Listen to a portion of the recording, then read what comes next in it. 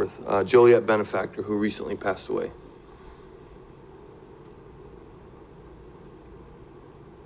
Now please pray with me. God, I want to thank you on behalf of all who are here today. Thank you for the leaders and the members of this great community. We are blessed that we get to be a part of this great city and do the work that blesses so many in our community. I know that the past few weeks have been stressful for many in our country, for leaders and for people who have lost loved ones. In light of that, we ask that you bless this meeting, you bless those leaders, and you bless those that have lost loved ones. We ask a blessing on our mayor and for all of our city officials. We ask that you give them wisdom to lead, a hunger for justice, and the ability to serve, even when there are disagreements among them.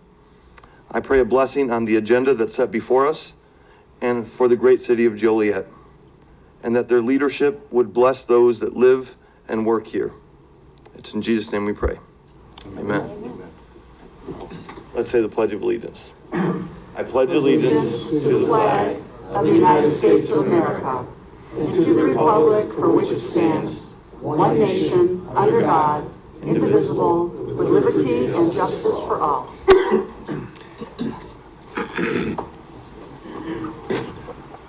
Thank you. Thank you. Thank you, sir. Thank you.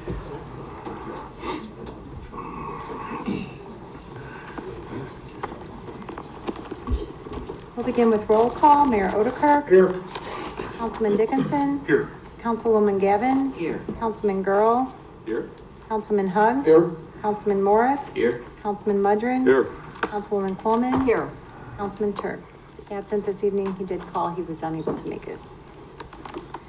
First, we have a presentation on Police Officer of the Year, Officer Jonathan Rakowski.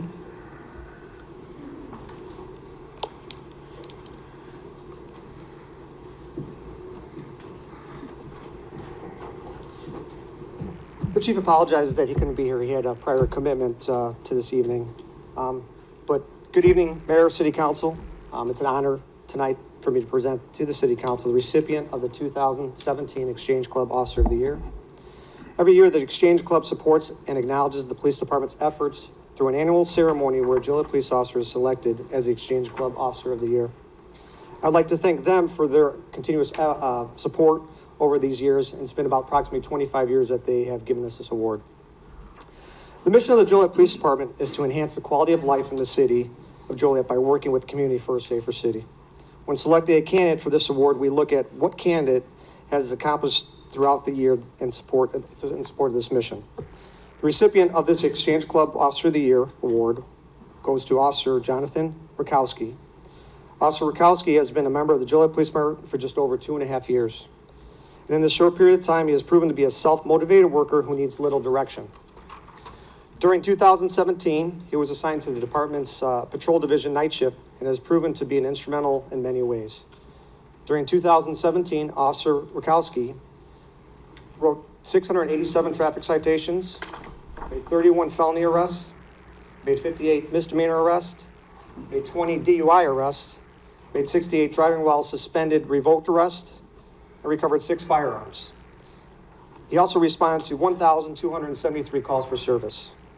Officer Rakowski continuously works with other elements within the department by forwarding information about potential informants or ongoing illegal activity. I was informed by his supervisor that he is a model officer and is committed to putting forth 100% effort during each shift. Officer Rakowski performs his duties with the utmost professionalism and is a credit not only to the police department, but to the city of Joliet. Mayor and City Council, I present to you the Exchange Club Officer of the Year, Officer Jonathan Rakowski.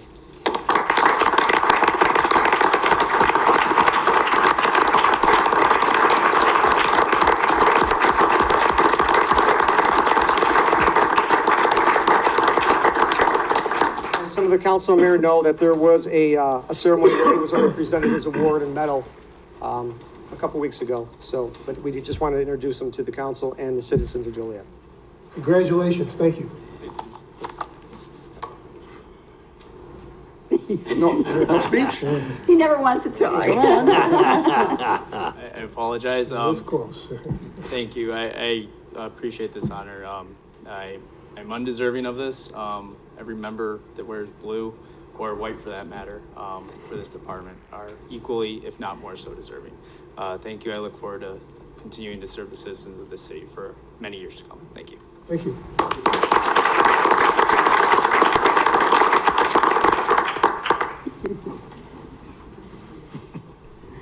Next, we have a presentation by Police Officer Bert Badisher regarding animal compliance. Real quickly, I've seen this presentation at some community meetings. It's an outstanding presentation. I also want to give the people an update. We created the Animal Compliance Officer. It's a new position. I want to give the council and the people of Joliet kind of an update on what's going on in this field. So thank you, Officer. Good evening, Mayor, City Council, City Manager, Mr. Shanahan. Tonight I would like to give you and tell you about your success for the animal compliance for 2017. It is a spring evening. You're out with your family, your spouse, and children. Yes. You're walking along, and all of a sudden, out of the side of your eyes, you see a large brown dog charging at you. Immediately, you try to grab your children, your spouse. The dogs start fighting, and during the separation, you get bit. Well, because of what you guys have started, we now have a process. So it starts out with the investigation. As you see here, the police get contacted. Joliet Township Animal Control officers can respond, or during the night, police officers will handle it. We try to find the loose dog and try to get some information. During this process, we have to do a rabies check and an owner identification, and that is through the Will County Animal Control. Reports will be filed, and also we can issue compliance tickets.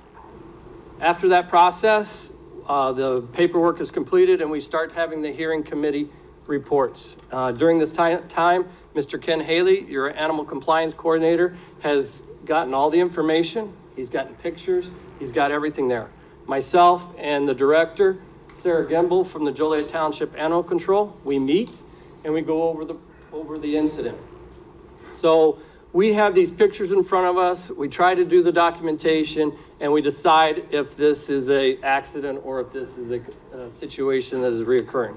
We discuss it, and then we set, the animal compliance coordinator sends out the proper notification to the victims and witnesses and also the owner. Later in the month, we have our monthly hearing. These are once a month. Administrative hearing officer conducts a hearing per the City of Joliet administrative procedures. You then have the City of Joliet presents its case to Mr. Shanahan, gives it to the administrative hearing or your respective legal counsel, and then we try to prove that this dog is dangerous or vicious. After that time, victims and witnesses give their statements. The owner presents his information. And at that time, our hearing officer makes a decision based on the information and our city ordinances. Animal compliance officer sends out the notification of the hearing officer's recommendation, whether it was deemed dangerous or if we eventually get to vicious. And then the animal compliance officer, then coordinator follows up with the owners for your compliance requirements. Some of these requirements can and could include all of these. One, we have a leash and muzzle mandatory. If it's out on the public, we need to see that the dog is in muzzle. We have liability insurance that is given to the owner, depending on the amount. Right now, I believe we're at $100,000 for the liability insurance. They also have to come in under rabies vaccination. And then we have them put in a required signage, dangerous dog on premise. The dogs also then must be spayed or neutered. They're microchipped because if they get out again, we catch them, then we can find out who the legal owner is and then we can continue the investigation. We also might require fencing or a kennel depending on the situation. We have in the past 2017, we did have several men required to see an animal behaviorist. This is based on the information that was gathered that we found that the dog was more of a prey drive and then instead of protection. Under our ordinance guidance, there are reasons why a dog can't protect the family members or protect the people inside the fenced area. But again, in these cases, they've all showed some type of behavior that was deemed prey-driven or some other type of aggression. There is a chance for reimbursement based on the medical bills, and then you are not authorized or to sell or give that animal away during this time period. Or if you want to give it away, you cannot do that without authorization. So in 2017, we had approximately 209 incidents for these type of situations. We had 60 dog versus dog. We had 62 dog versus human, 93 negligent control, 44 animal cruelty cases, 52 at large, and then we had police reports of 117. So as I was stating earlier, a report can be generated, and then also a compliance ticket was issued. Now, under the compliance tickets, not necessarily a formal report will be given. It's just on our compliance tickets, and so they're indicated differently in our stats, and we try to separate them. And we had 20 administrative hearings. So it broke down this per month. We find that in September, we had 33 incidents, which could include the dog bites versus humans, dogs versus dogs, negligent control, animal cruelty, or running at large. In our dog versus dog, it's when the dog attacks another dog. Most times the offending dog breaks out of the yard, or a person is walking. We had an incident where a person was walking, the dog was so strong, pulled away from the owner, or some other, just darts out of the house when the kids are playing, they open up the door and the dog charges out. So those were the situation when we had a dog versus dog. And we saw in May, when the spring comes in, we have an increase in that calls for service. In the situation, we had a dog versus human. And again, these are direct bites to the human when the dog charged because of aggression or of patrol, or of a situation when they're trying to break up the dog fight, they get bit incidental to that dog fight. And we see that July had our most numbers of 11. Negligent control is when the dog gets loose under the observation of the owner in control. And again, we see this when people just think that their dogs are out and they're okay, but they dart away because of squirrel or rabbit or another dog. They don't have total control. So then we write them for that negligent control. Animal cruelty comes in for our calls and complaints of animal cruelty to include the temperature. We get a lot of calls, the officers are responding due to low temperature, or in the summer we got hot. Exposure to the environment, we're currently handling a couple cases for those incidents, and owner duty issues. In reference to our temperature, as we see here, if it's 85 degrees outside and its dog is inside the vehicle for 10 minutes, it's actually 104 degrees. So we will document that. We do have several officers. Deputy Chief Jensen has put out several things for us to do, and we've complete that process.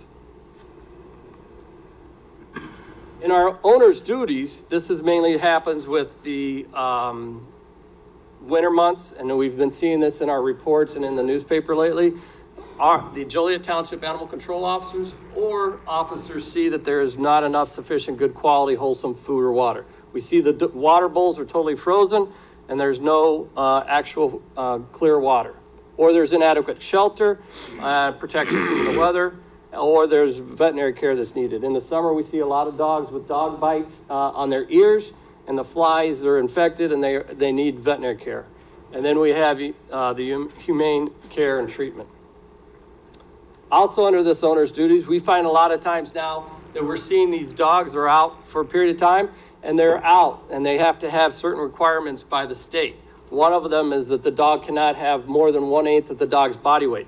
For example, we've got an animal cruelty case where the dog weighed 42 pounds, but the chain weighed 16.6 pounds.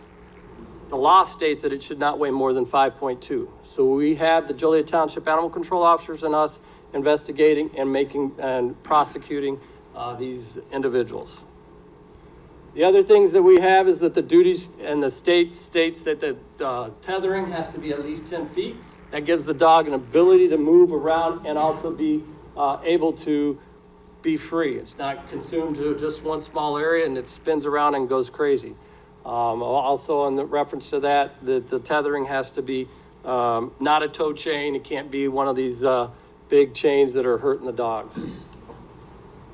So our large situation is when we get calls, Joliet Police or Joliet Township Animal Control, it's called in reference to just a dog running loose, or the kids are trying to get on the bus and all of a sudden they're getting charged at. We don't know who the owners are, we don't know anything, but we take the dog into, take control of the dog, we transport it to Joliet Township Animal Control, and then we microchip it or we wait for a phone call. At that time, they do get a compliance ticket through Animal Control, and they are ticketed for letting their dog just run loose and without making notification.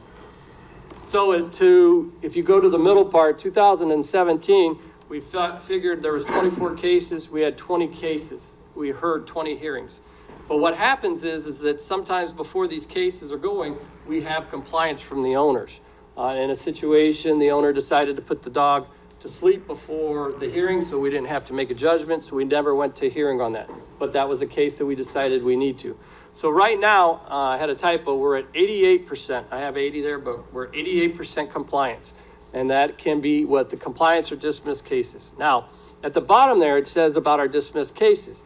Sometimes we don't have quality information or the victim doesn't show up. It's just like a court. The administrative hearing officer hears both cases. If we don't have a victim, we can't really identify the dog and everything else, so we do that. But it is noted for this location, we do make follow-up investigations. Again, in here tonight, or in the committee, is Mr. Ken Haley. He's your control officer, and then Sarah Gemble, the director of the Joliet Township Animal Control. And I appreciate this opportunity. If you have any quick questions, the big thing is again, Joliet Police is working together, Deputy Chief Jensen and the administrative. We are trying to solve this issue with the animals getting loose and people getting injured or other situations. Questions? Thank you. Good job, Ken, Sarah, thank you. Great work. I'm sorry, I do have a question. Yes. Sorry. When they go to court and there is sufficient evidence and everybody shows up like it's supposed to, what does the hearing officer do? How do they get prosecuted then? Is there a fine or? Yeah, so we do it through the city with your administrative hearings. So we can also, if there's sufficient information, we can go to the felony, to the state through that process. But right now, most of our process and these situations are through the compliance administrative hearing. We, as the city of Joliet, employ certain people to be the administrative hearing officers, and through their judgment and through the evidence, then they'll give us what they recommend. We suggest that definitely fencing or some other things, and we have that strong compliance now through this process. It's an updated check. Mr. Haley sends out these things. They respond with pictures. They respond with us making spot checks on them, and that process. So it goes to the city. Now, if we start to see more and more, I think that Mr. Shanahan and the city manager things will then start processing them into the misdemeanor court, into the felony. So we do have that levels of step. Okay, thanks for explaining, because a lot of people ask me and I wasn't quite sure how the process was either, so now we have it, and so people right, understand. So we'll better. sit down and make that whole decision, and then the administrative hearing hears everything, and then we'll step it up if it needs to be per identifying situations. Thank you for everything.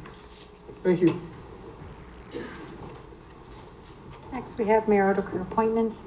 None this evening. Approval of the agenda. Is there a motion to approve the agenda as written? Second. Been motion and seconded to approve. Councilman Dickinson. Aye. Councilwoman Gavin. Aye. Councilman Girl. Aye. Councilman Hug. Aye.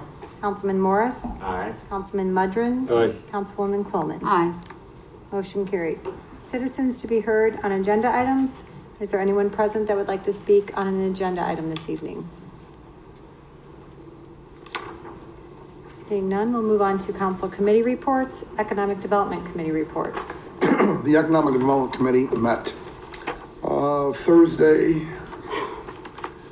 and that was the 15th of February 2018. We had one item, which is a potential TIF agreement with a developer who wants to redevelop what's known as the Louis Joliet Hotel downtown.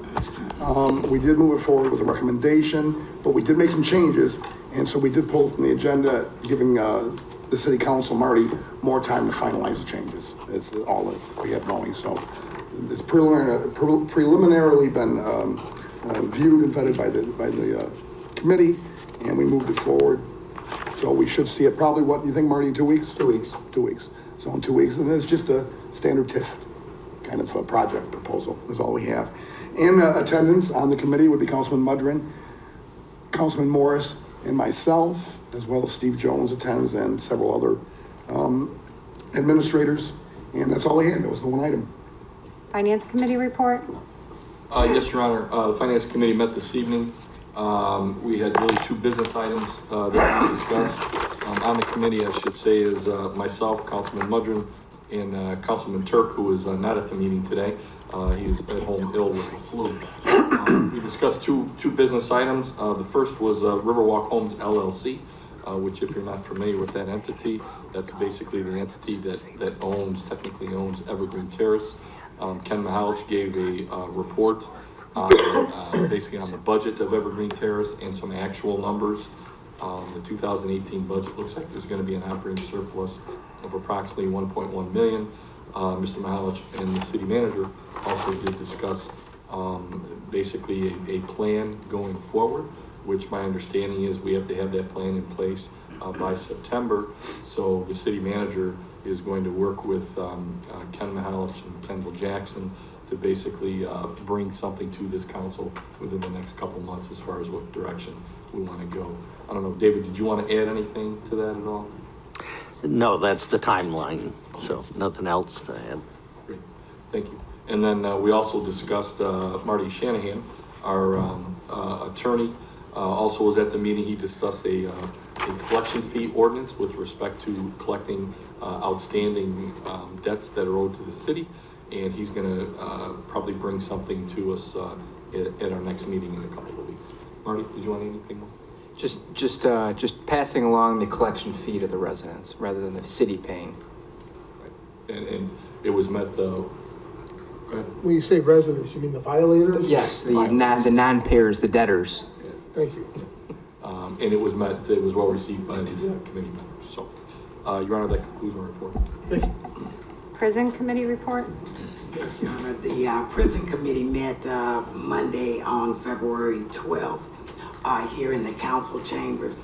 The committee members, myself, Councilman Dickinson, and Councilman Morris.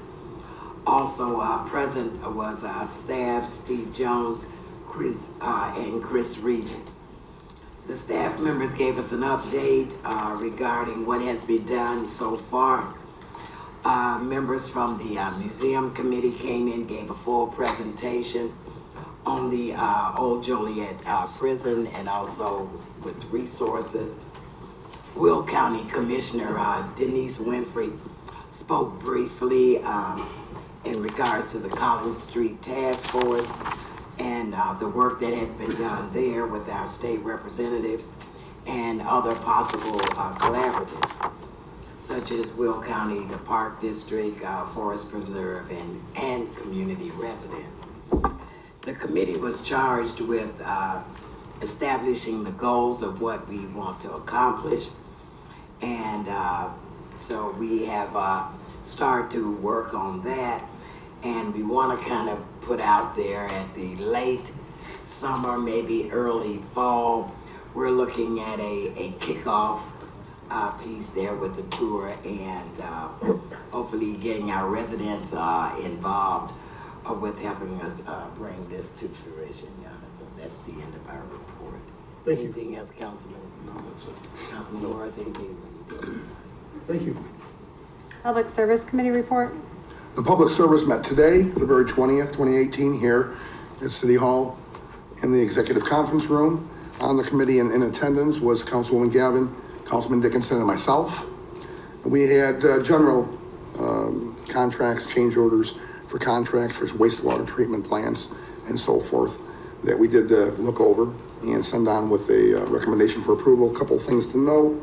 There are going to be some necessary improvements and upgrades made to the north elevator, which is the elevator that brings everybody up here. And so we are waiting to see with the awarded contract what the construction timeline will be and whether or not we'll have to actually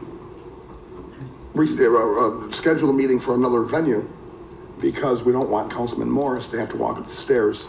No, because of ADA rules. We have to have handicap accessible and you wouldn't have it without the elevator. So that's to be announced. Am I correct, David? We're going to find out now that we've awarded it. and they're gonna try to fit it in, but if they can't because of the needed parts and repairs and upgrades, we may have to reschedule one meeting.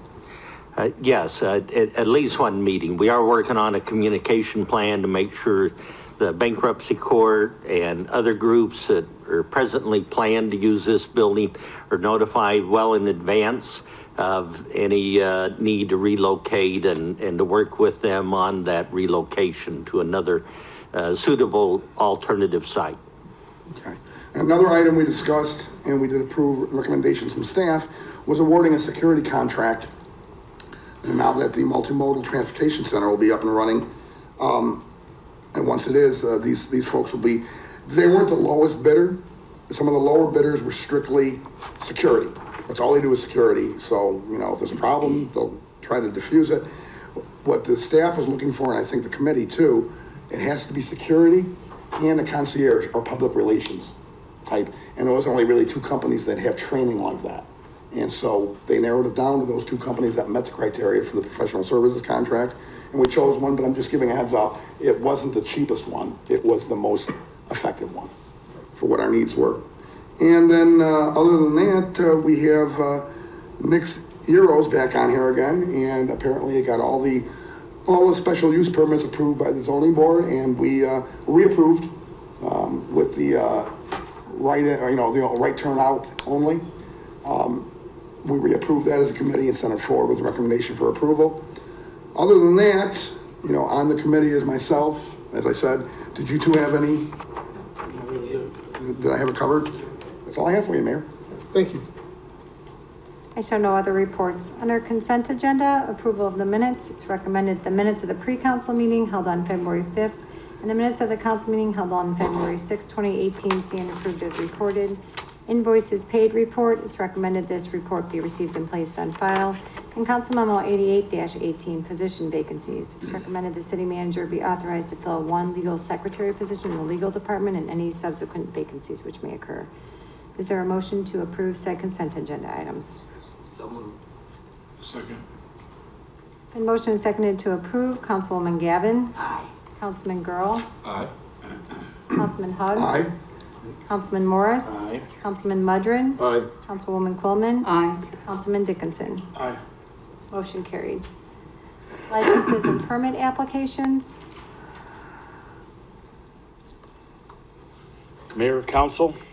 Council Number 90-18. A public hearing was held on January 10, 2018 at 10:30 a.m. for request Class E new liquor license. The applicant is Hernando Del Toro, DBA Carnitas Mex, located at 20 West Jackson Street. No person appeared in opposition. There were no outstanding monies owed to the city. Police and fire departments had no issue with the issuance of the license. The building department has to approve final on the remodeling once remodeling is completed. Based on the facts of the hearing, the Liquor Commission is recommending this for approval. Next is Council Member 91-18. A public hearing was held on January 10, 2018 at 9 a.m. for a requested transfer of a Class A license. The applicant is Joliet City Tavern, Inc., owner Constantino, I'm gonna mess this up, Calantaras, DBA The City Tavern, located at 1329 West Jefferson Street. No persons appeared in opposition. There are no monies owed to the city. Police, fire, and building departments have no issues.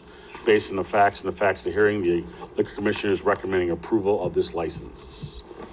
Next is Council Member 92-18. A public hearing was held on January 10th at 9:30 for request license, Class B license. The applicant is Cork LLC, owner Ellen Tritano, DBA Cork Wine Bar, located at 2302 Essington Road. No persons appeared in opposition. There are no monies owed to the city.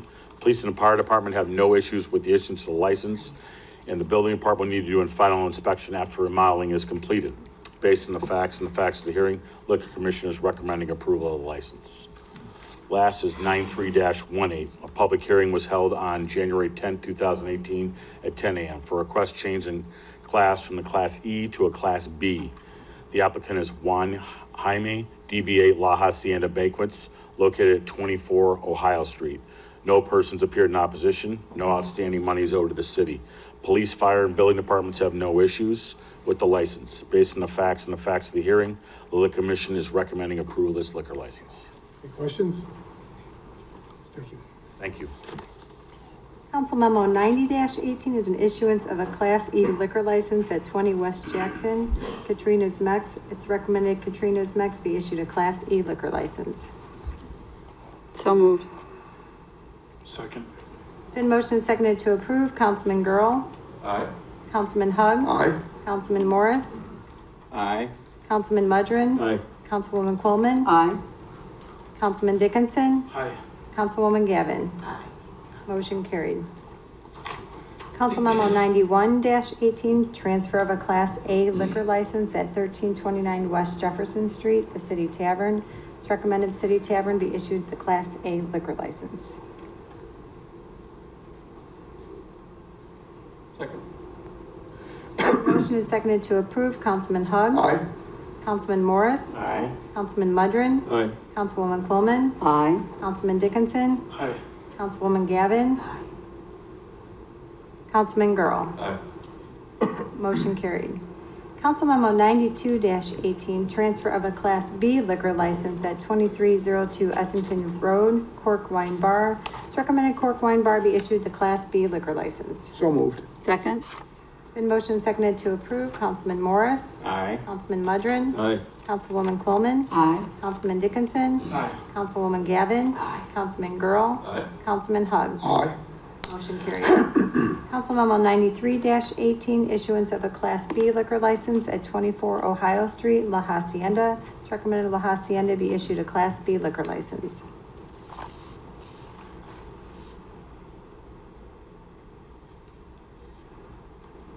Motion?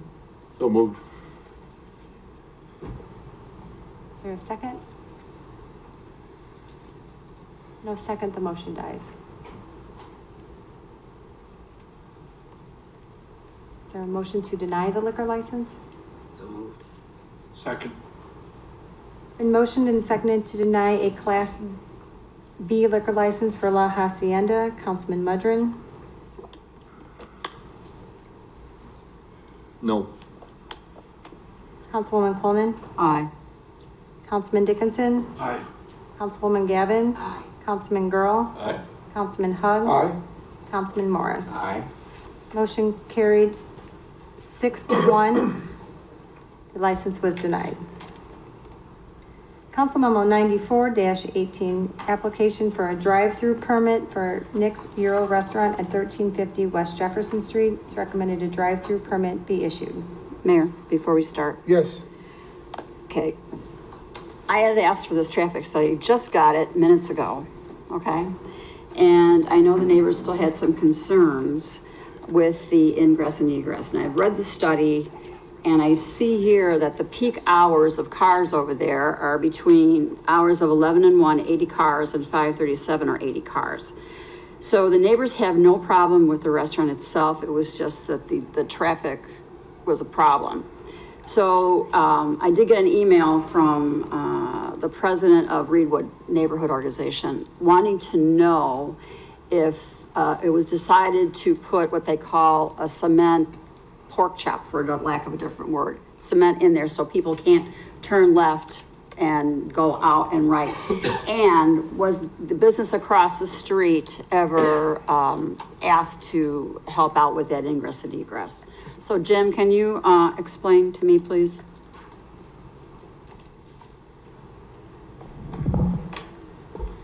Yeah, the Midland Avenue access point will be right in, right out, and part of it, when you put in right in, right out, you'll put in that concrete barrier that's kind of like a pork chop shape. You're right. It's a raised, raised curb and gutter, so you can't drive across it. So that'll be done. That'll be with the actual site plan. We haven't received the site plan yet. This is a drive-through permit. The full-blown site plan will show that. It'll also show eliminating the other two entrances on Midland, as well as eliminating that far westernmost entrance on Jefferson. As far as the currency exchange, I don't believe they were actually approached. Typically, I know Marty looked into this too. Unless they're doing some project there, you can't go and require them. If they were going to do some project, you could actually tell them. No, that was understood. We discussed that last time. It was just that we could ask them, not that we mandated it, just ask them to help alleviate the traffic as a good neighbor in the neighborhood. That was all. Okay, no, I have not approached them. Somebody else has in the city. I have not personally. Okay, can we do that? If you'd like, sure. I would like you to do that. I mean, it doesn't hurt to ask. Sure. I mean, they don't have to comply. It was just a courtesy as a neighbor to neighbor thing. Okay. Okay, thank you. Is there a motion to approve the drive-through permit? Second. Motion seconded to approve. Councilwoman Coleman? Aye. Councilman Dickinson? Aye. Councilwoman Gavin? Aye. Councilman Girl? Aye. Councilman Hug? Aye. Councilman Morris? Aye. Councilman Mudrin? Aye. Motion carried. Under public hearings, Council Memo 95-18. Annexation of 1311 New Lenox Road, classification to R1 zoning and approval of an annexation agreement. It's recommended this item be tabled to the March 20th council meeting. Are we still gonna hold the public hearing, Marty? I think it was to continue the public hearing to that March date as well. Okay. Are there people here? Motion to table. Are there people here to talk about it? Is there anyone here who want to speak on this issue? Okay. We did have a motion. Is there a second to table this to March 20th? Second. It's been motion and seconded to table Council Memo 95-18, which is a public hearing regarding the annexation of 1311 New Lenox Road, a classification to R1 zoning and approval of an annexation agreement to the March 20th council meeting. Councilman Dickinson? Aye. Councilwoman Gavin? Aye. Councilman Girl? Aye. Councilman Hug? Aye. Councilman Morris? Aye. Councilman Mudrin? Aye. Councilwoman Coleman? Aye. Motion carried. Council Memo 96-18 is a presentation and 2 public hearings regarding the proposed amendment number 2 to the City Center Tax Increment Financing Redevelopment Plan and Project and the proposed downtown tax increment financing eligibility study and redevelopment plan and project. Mayor and Council, I'd like to ask Steve Jones, our Economic Development Director and Deputy City Manager, to introduce not only the topic tonight, but our visitors who will be making a presentation to the council and the public. Mr. Jones? Thank you, Mr. Hills. To give you a little context before we start the presentation and the public hearing, I'll sort of go back maybe a year and a half to 2 years ago. As you all know, the city worked very closely with the Joliet City Center Partnership to conduct the downtown plan, which was eventually adopted by the City Council. One of the goals within that plan was to extend our TIF for the simple reason that a lot of momentum had been built up. Some of that momentum was lost during the recession, and that momentum for redevelopment and the renaissance, as we've come to call it, started up again. We've had numerous discussions, probably going back over a year with City Center Partnership to look at alternatives and different options that we had with regard to making sure that TIF momentum continued. We brought our TIF consultants, S.B. Friedman, who had a long relationship with the city, in on the discussion. And we eventually came up with several proposals that I think will really help keep that momentum alive and perhaps even expand it beyond where it is. Legally, we're going to have 2 public hearings, 2 separate presentations, but the gist of what's being proposed is a realignment of the territory within our existing TIF, and this is a TIF that expires in 2023, and coupled with the creation of a new TIF, which greatly expands the coverage area of our incentive our incentive availability, looks at some of the land areas that were envisioned for redevelopment and future revitalization within that downtown plan, but basically weren't covered with regard to the current TIF. So really a 2-pronged approach. With that, I'll introduce Jeff Dickinson and Ethan Lassiter, who will go through the presentation. And do keep in mind, these are very tightly linked proposals, even though we have to treat them both separately. And the one word of warning here is when this comes up for City Council adoption at the next meeting, don't do the first one unless you're going to do the second one, because in effect, if we shrink the TIF down but don't do the larger TIF, then we've greatly reduced our ability to do the incentives. So with that, I'll turn it over to our presenters. Good evening, Mayor and Council. I'm glad to be back before you again. My name is Jeff Dickinson with SB Friedman. Happy to keep helping the city with TIF matters. I was going to provide a little more building on Steve's comments about the context and sort of what we're trying to do here.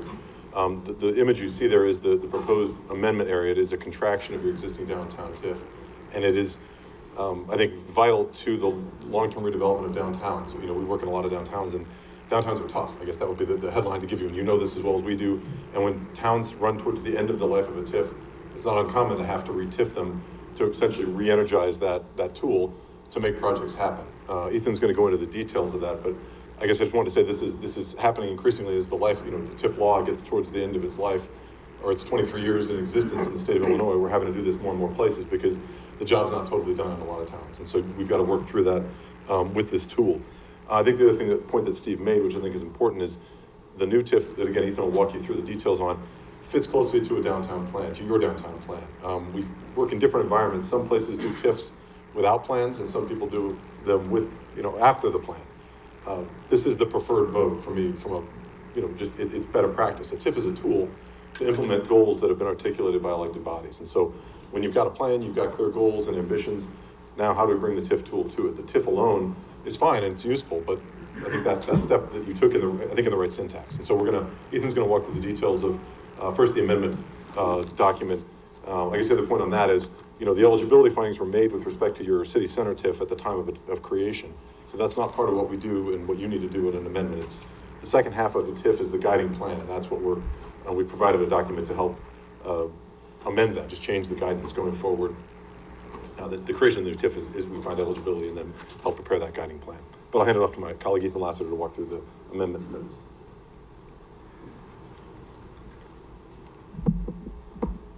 Is this the clicker? All right, thank you. No. This will work by. I did. Oh, there you go. All right. Thank you, Council. Thank you, Jeff and Steve. So as they have both mentioned thus far, we are proposing to reduce the size of the current city center TIF, the redevelopment project area, the RPA, which is essentially the study area that we're looking at. As noted in both purple and red on the image, purple is the current city center TIF. In green dots within that purple are current redevelopment agreements that the city has ongoing. So the city is proposing to shrink the city center RPA down to the red area shown outside that larger boundary. So essentially you keep all of your RDA agreements in place in the existing TIF while shrinking that to allow for a new TIF to come into place around that. So what would this proposed amendment do? It would reduce the size of the TIF to essentially the area between Joliet, Webster, Clinton, and Scott Streets. That reduced RPA is entirely improved land. This is downtown. It's not greenfield, it's not vacant land per the TIF law. That's all that's really saying. It would shrink it down to about 12 acres, down from 91 acres currently. Again, that is entirely improved land along with right-of-way. The pin count, or essentially parcel count, would be reduced from 284 parcels down to 59 parcels. And again, we're going to do some updates that reflect changes in the current Illinois TIF law. We're going to reduce the budget, update the budget with new line items or laws, update the future land use map, and then again, adjust language. Regardless of this, the TIF is still expected to expire in the year 2023 with a final year of tax collection in 2024. That is unless it is extended, which is an entirely separate process that is not touched on in this. I'll go through this very briefly. Essentially, I just want to focus on the middle column called released pins. These are the set of pins, about 200 plus, that will no longer be within this TIF. By releasing these pins, the full incremental assessed value on those pins are now available to all the taxing bodies with jurisdiction over those pins. So those taxing bodies now have access to about almost $2 million of additional increment that was previously going into the TIF. Again, we have updated the budget with new line items. This is actually a substantial reduction in the size of the budget from about over $50 million to $15 million. The previous budget simply wasn't sized well to how the past 18 years played out along with the recession. So we think we can make it through the last 5 or 6 years of this TIF with $15 million. It's gone through about $5 million thus far. And again, the budget is really only a guiding document. None of these line items are hard limits or hard lines. They are all essentially fungible between different line items, but we essentially focus on the big two of building rehab and construction of public works or improvements. And finally, we had to update the future land use map. For simplicity, we allowed a mixed use designation across the RPA. This includes commercial, residential, public and private institutional spaces, community facilities, parks, and rights of way. This map and this document is does not replace any other zoning, any other planning document. It is simply allowing for the most flexibility when using funds within this area. Those are essentially the changes for this proposed amendment to the city center TIF. Any questions? Thank you. Thank you so much. And we will first need to hold the public hearing on the amendment, and then we'll have them present the second one separately, and then hold a second hearing for the others. So this is a public hearing regarding the proposed amendment number 2 to the city center tax increment financing redevelopment plan and project. So any comments are in order at this time. Mayor, City Council members, Rod Tonelli, 1408 Taylor Street. Here in my capacity as City Center Partnership Board member and chair of our Partnerships Economic Development Committee. Steve and Ethan and Jeff have given you all the pertinent details, but as was said, this was an important part of our downtown plan going forward. And this first step, and again, as Steve reminded you, has to happen with the second step. But so we encourage you to take this action. Again, it's another example of the terrific collaboration we've had between both the city and the downtown partnership. Thank you. Anyone else like to speak on this item? Seeing none, let the record show that the hearing is now closed.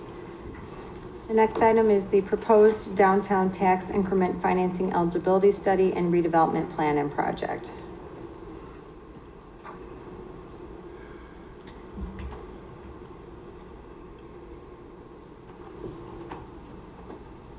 All right, works.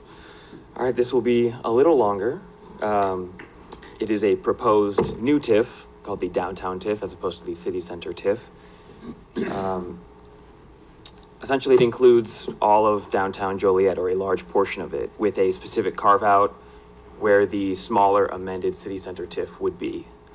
Again, by having a TIF adjoining this one, you also have the ability to port funds between the TIFs over time. So, as I said, it covers the majority of downtown Joliet. It is once again entirely improved land. This is not vacant greenfield. This is the center of the city of Joliet, as you are all well aware. It is approximately 175 acres. It includes improved land, right-of-way, as well as a substantial amount of railroad right-of-way. So while there are 439 pins or parcels, 49 of those railroad pins are actually just railroad right-of-way. They are excluded from Will County assessment or eligibility analysis within this study. There are 211 buildings in this area. So to create a TIF district, we had to find eligibility for improved land. There are two paths for this. You can either designate as a blighted area or a conservation area. For a blighted area, you find 5 of 13 possible factors. For a conservation area, you find 3 of those same 13 factors, along with finding that the area is substantially older than its current market. So at least 50% of the buildings must be 35 years of age or older. We designated this area as a conservation area. As part of the process for eligibility, we reviewed the boundary with the city, with parcel data. We conducted field work. We externally documented using photos. We had GIS backup of everything. We looked at historic trends in property values, equal as assessed values. We looked at prior plans and studies. As you know, the city doesn't have a comprehensive plan, but we based a lot of this planning work on the 2015 downtown plan. We got building age data, municipal records, permit records, county codes, city codes, and utility data. So as I said, it qualifies as a conservation area at least, and that's a very conservative number. 65% of the buildings are more than 35 years old. We also believe the following 4 factors are present to a meaningful extent and reasonably distributed throughout the area. They are lack of growth in property value, deterioration, inadequate utilities, and presence of structures below minimum code. First, we believe that at bare minimum, 138 out of the 211 buildings were constructed prior to 1981, and the area can qualify as a conservation area. What actually happened is so many of the buildings are substantially older than modern building records, or are also tax exempt, and so they are not tracked as well by the assessor, that lots of buildings that are, we assume, are pretty old, don't actually have any record of being old. So we believe that number is the lowest possible percentage it could be, and there's no chance of that decreasing. When looking at a lack of growth in EAV or property value, we look at both, has the area declined on its own? It has in 4 of the past 5 years. Very importantly, has the area grown slower than or declined more than the rest of the city? Last, we look at, has the area grown slower than CPI or inflation? We especially think growing less than the rest of the city is important because it means that the area is not pulling its fair share of the tax burden. As the city either decreases slower than it or rises while it keeps falling, the surrounding taxpayers have to pay more to maintain your tax base, your levy, everything else. For deterioration, this was documented through field work, through essentially visiting every single property and documenting parcels. This has to be more than normal maintenance. This is not a fresh coat of paint will change this issue. Surface deterioration is observed on both roads and parking and alleys and right-of-way, as well as on buildings. We found this factor to be meaningfully present and distributed throughout the area. Examples of this come from both the public right-of-way, in potholes and cracked surfaces, in essentially alligatoring, or where the series of cracks essentially look a little bit like alligator skin. And private deterioration, which includes stair stepping in brick, which is a sign of water damage, broken downspouts, and crumbling foundations. An additional factor were structures below minimum code standards. All structures within this area were constructed prior to the adoption of current building codes in 2012. Although the city also informed us that there are a few buildings that, to their knowledge, are within compliance of code or not, they do not know that they are not in compliance. So 97% of structures do not meet current codes, which include building code, fire code, stormwater, and this is distributed throughout the area. Additionally, per communication with the city, the utility systems within the area are essentially inadequate for every parcel. No parcel is entirely served by entirely adequate utilities. 80% of the water mains in the area require replacement, 90% of the sanitary sewer, 20% of the storm sewer, as well as a minor portion of a few other things. Stormwater detention facilities tend to be minimal or lacking in some areas. And although those percentages aren't, none of them are 100, when you overlap all of those utility systems, none of the RPA is currently serviced by a fully operational utility system. So there are a few other required findings and tests that we must conduct per the TIF law. These include one example we show that there's been a lack of investment is through the lack of construction activity or new permitted value. There were no new construction permits pulled during the time under analysis. There were 13 remodel permits, but these are all actually of pretty small values. These 13 permits also represent less than 3% of all the RPA. And then every other permit pulled within this area were for much more routine maintenance, putting up a sign, lighting, something of that nature. So through this, we say that the area has not been subject to substantial growth or private investment. So again, looking at lack of growth, we base off permit data. As we discussed, property values, or EAV, has declined and declined at a rate, has declined more than the rest of the city. and there has not been substantial redevelopment for the area as a whole. But for analysis is normally saying that we think, but for the creation of this TIF district, we would not expect new development to occur in this area. Often this is a bit more anecdotal, but in this case, we actually, because we work so much with the city on deal reviews, on other TIF projects, we know how often developers are approaching the city saying, I want to do this, I want to do project X, project Y, but it's not going to finance itself. It's not fully achievable on its own yet. So infill redevelopment is also challenging. There's diverse ownership, there's multiple parcels, and then there's also substantial public infrastructure upgrades that are needed, as discussed earlier. Just a TIF law conformance, the area is contiguous, parcels are contiguous. So there are a few major goals of this redevelopment plan. They are in agreement with and conform to your other larger planning documents. These plans include facilitating, encouraging development, rehabbing structures, replacing or repairing infrastructure, improving the streetscaping or attractiveness of the area, supporting other plans and overlapping plans, and coordinating local, federal, and state resources to further the goals of the plan and of additional city plans. So similar, there's another budget for this project at 25 million currently. That is a cap, but that is in no way a requirement to spend that much. Once again, we put most of the funds into two categories, building rehab and public works, although those numbers are transferable as you see fit. And again, there's a future land use map. Once again, for simplicity, we create a mixed use designation across the whole area. It allows for commercial, residential, institutional uses, public facilities, parks, open space, utilities. And once again, this does not override zoning. It simply says what kind of development could receive TIF funds in this area. So that is the downtown TIF proposal.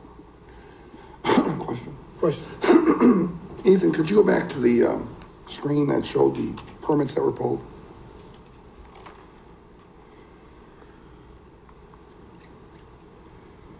Okay, this was just through 2016, right? 2016. Okay. And now, moving forward too, you know, we have the $200 million Will County Courthouse project, but that's not part of the analysis, right? Because it's not part of the TIF. It both isn't part of the TIF. If we're going to be more specific about permits, often we could separate public permits from private permits. It's essentially easier to make the argument if we can say that private development is much less likely to occur than public development. Okay, got it. That's fundamentally the question. It's about private investment, and so public investment, it behaves because of what you all want to do and other taxing bodies. But this is the question really is the private market producing real estate product, and that the short answer is no. Right. Okay, thank you. Other questions? Thank you. Next, we'll need to hold a hearing on the proposed downtown tax increment financing eligibility study and redevelopment plan and project. This is a public hearing, so comments are in order at this time. Again, Mayor and City Council, Rod Tonelli, City Center Partnership Board. Again, our downtown plan that we collaborated with you on had one of its key initiatives, the extension, creation of the new downtown TIF. So we're in support of this and encourage you to do this. It's a very important tool for the continued private investment in downtown to see that continue to happen. So. Thank you. Is there anyone else who'd like to speak on this item? Seeing none, let the record show the hearing is now closed. Moving on to ordinances, Council Memo 98-18, an ordinance amending Chapter 18, Licenses and Business Regulations, Article 21, unattended collection boxes, clarifying and adopting provisions for unattended collection boxes. It's recommended that ordinance be adopted. So moved. Second. Motion and seconded to approve. Councilwoman Gavin. Aye. Councilman Girl. Aye. Councilman Hugg. Aye. Councilman Morris. Aye. Councilman Mudrin. Aye. Councilwoman Coleman. Aye. Councilman Dickinson. Aye. Motion carried. Under resolutions, Council Memo 100-18, resolution accepting and placing on file the Joliet Historic Preservation Commission Annual Report for 2017. We do have a presentation by Sarah Stovall.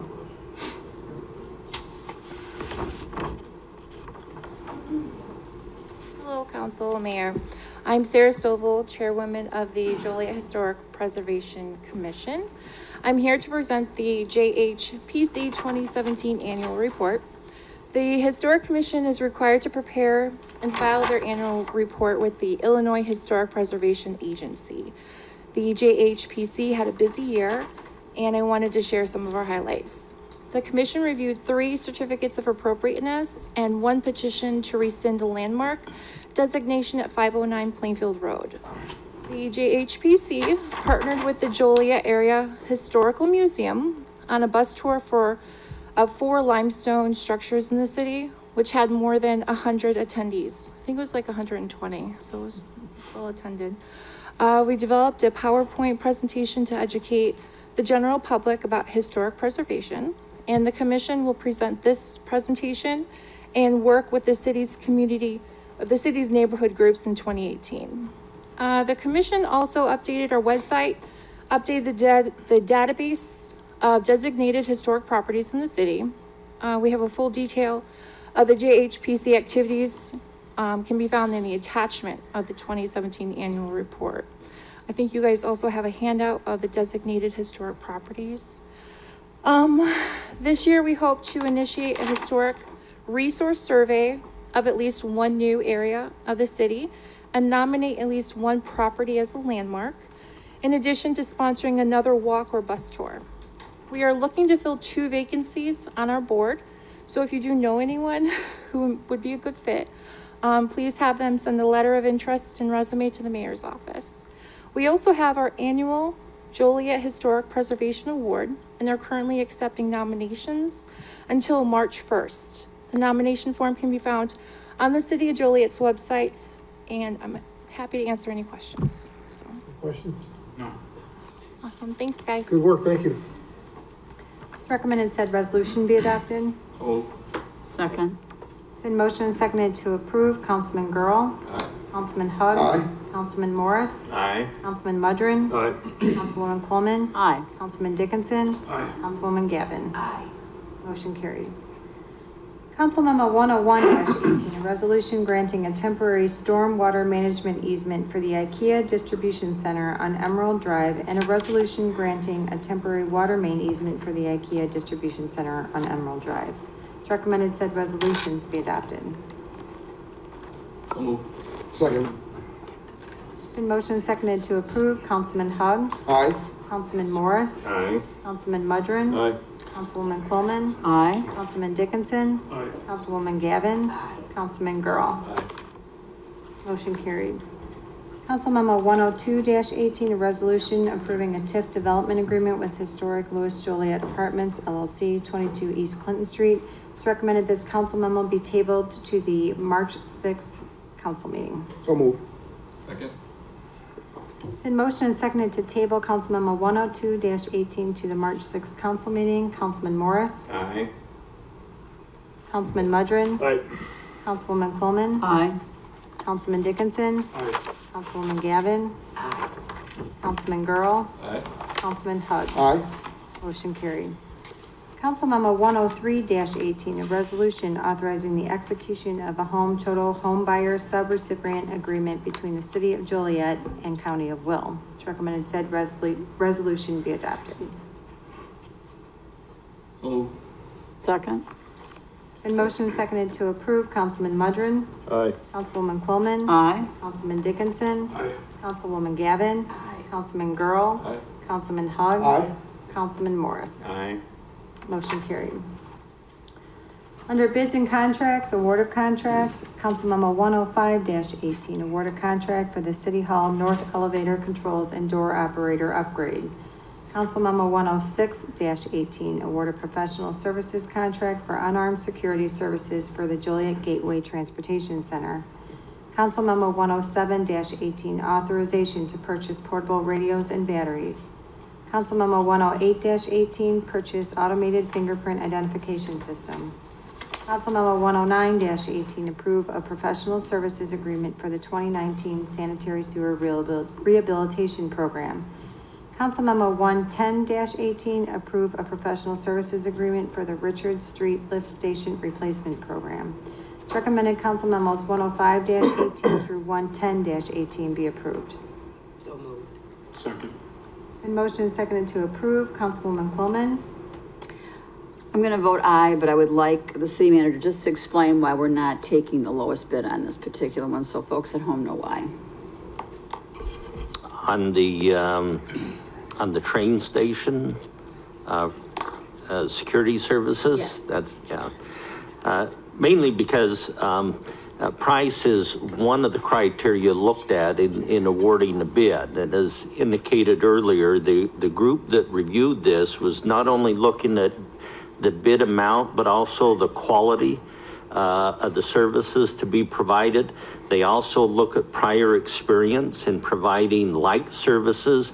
And especially that was key because this particular firm has a long track record working with Amtrak, having provided quality service, exactly what we're looking for.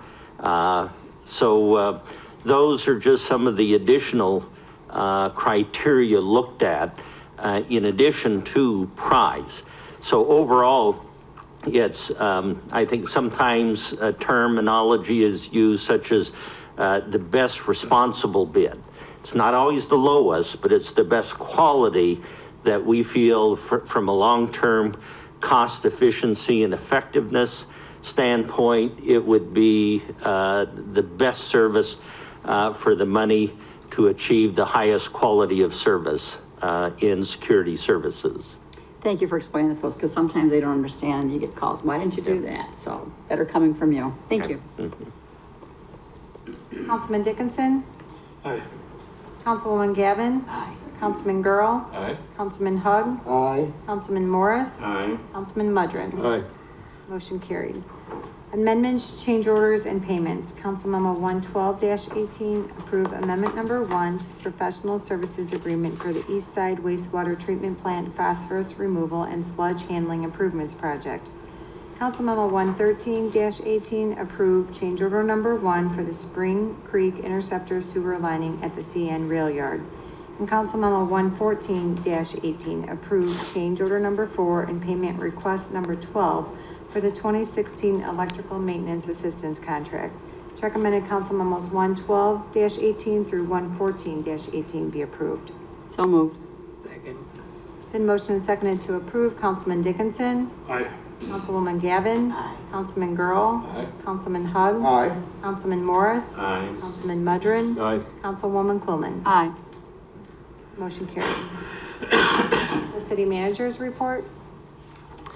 Mayor and council, the only thing I wanted to share with you is, didn't have time to share with you an email from Mike Ulitz, our asset manager, but he did let me know that due to the weather forecast for some dropping temperatures, possibility of ice on the street, all their trucks are filled with salt, ready to go out as the need could take place. I think we all remember, what was it, maybe sometime in this last month, we all got hit with no advance notice of a rare, but certainly a high accident ice storm and ice on the street. Our crews did a commendable job this time, at least. There is some advance notice, so our crews are out there and ready to react. So hopefully the commute going home or first thing in the morning will be one where a lot of salt and other precautions have been taken to make this roads as safe as possible for the early morning commuters. So we appreciate them and all that they've been through the last few weeks with snow and ice and winter conditions. And who knows, maybe we've seen the last of the snow as we especially get into March. This is in Bloomington. Wait till April. Other than that, I have nothing else to report tonight. New business not for final action or recommendation. New business. Just a question. I don't know if this goes to David or Marty. Have we moved any further with the Slammers extension or talking to them on their contract? As a matter of fact, I saw Mr. Hanson He's gone. a few minutes ago who said, when are we going to set up the meeting? So we've been going back and forth. Thank you. I have a couple items. Number one, Mr. Hales, 2 weeks ago, we tabled a vote on the Quince regarding the overtime at the fire department. I know you were planning on meeting. Could you give us an update on what's going on with fire department and the overtime issues? Yes. Excuse me. Just last week, I had my final kind of meet and greet with members of a union board. This one was the union group 444, the fire department. We had a good meeting, and as a follow-up to that, the fire chief, deputy chief, and I will be meeting with the fire union officials next week to more specifically talk about the Quint proposals and other efforts. And so we'll have more of that, a report on that in the very near future. Furthermore, we have shared the former Fitch study in its entirety with all the firefighters. And so that has been made available to them, and we'll be having opportunities to get input. We are looking at having the Fitch authors come back and join us for some dialogue and communication with all the firefighters who didn't have an opportunity to discuss with them the final report. So those efforts will continue and should have a more specific report as we begin the group meetings. There will be, even though we'll start with the union officers, we'll be looking at additional meeting with all the firefighters to talk about the Quint proposal and how that would provide multiple benefits to the city, not only in reductions in overtime, labor costs, but also lead to, potentially larger efficiencies, effectiveness. But we want to have that dialogue and see what additional input will come out of these meetings we'll be having with department personnel. All right, thank you. Number two, I had a meeting recently with a couple mayors from surrounding communities, and I guess I have to confess, up until now, I've told anyone who listened that we've never met regarding North Point. Because apparently this city council continues to be accused of having some backroom deal with North Point or whatever. We've never discussed the proposal. We haven't met with anyone from North Point or anyone involved in that. I did meet yesterday for the first time with a couple surrounding mayors. Marty, it kind of stemmed from the request from the city of Joliet to extend the boundary agreement. I know you issued a letter, I believe, to Elwood regarding that. Is that correct? Elwood and Manhattan both. Okay.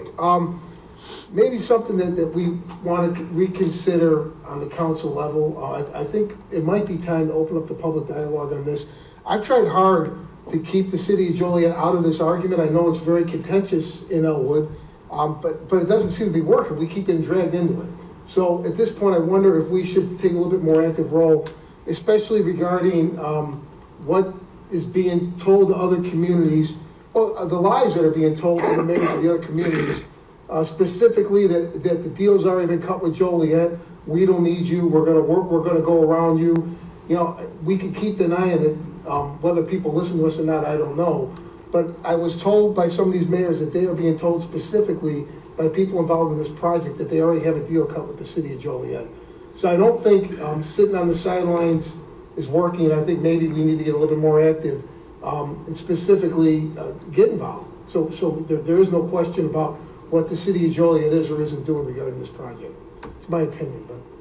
Mayor, I just want to say publicly then, since I've been interim city manager, both before and after and during, I was not approached, so. No, we haven't been. But the other mayors are being told by people involved in this that they already have a deal with us. So that's a problem. Well, they would have done it without the city manager. That would have been tough. That's all I have. I did want to open it up for discussion. I think we should be addressing this moving forward, though.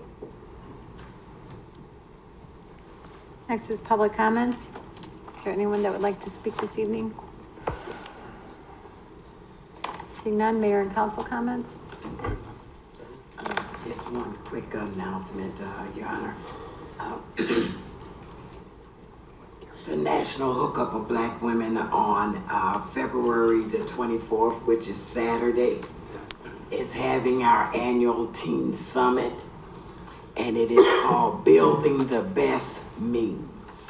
National Teens Overcoming Pressure. So if you are between the ages of 13 and 17 and a female, please register for this conference. It is a all-day event, well, not all day, from 9 to 2, but very interactive, covering topics like teen dating, domestic violence, bullying, self-esteem, health and wellness.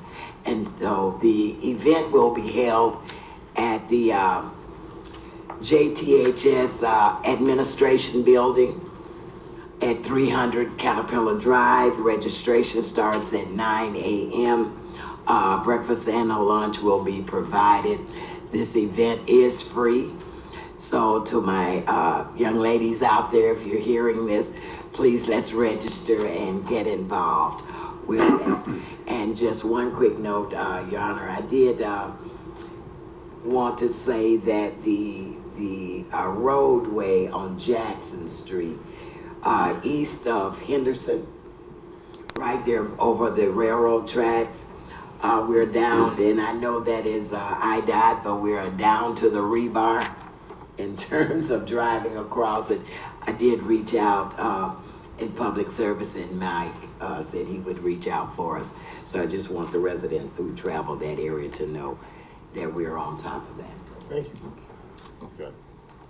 I would just say, I wanted to reiterate that I'll give kudos to Jim Trisna and Mike Ulitz and their entire staff. They did a great job during our snow events in recent weeks.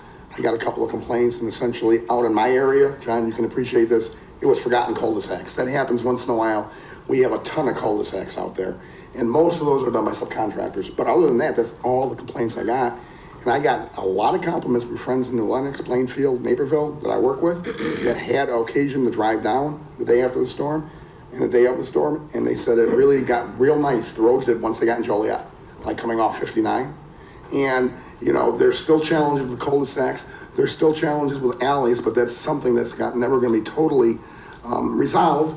And just so people can rest assured that there's no special treatment, one prominent member of our community got stuck in his own alley.